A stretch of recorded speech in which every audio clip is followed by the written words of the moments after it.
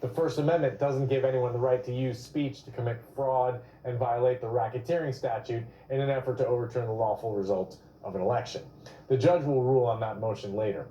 But the most noteworthy moment came during a sharp exchange about scheduling.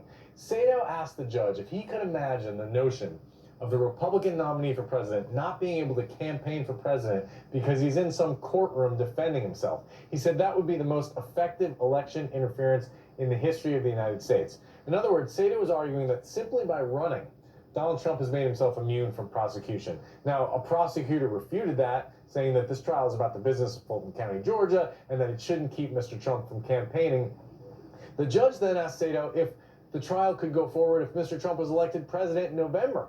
And Sato replied that if Mr. Trump wins, this trial could not take place until after he left his term of office. Judge Scott McAfee said this was an issue he's going to take up in greater detail in the new year. The law is actually unsettled about whether a sitting president can be prosecuted criminally, although the Justice Department has long taken the position that a sitting president cannot be indicted federally. Georgia prosecutors have asked the judge to schedule this trial for August, but he hasn't done that, in part to wait and see what happens with the two federal cases pending against the former president, both of which could also go to trial next year. Ellison?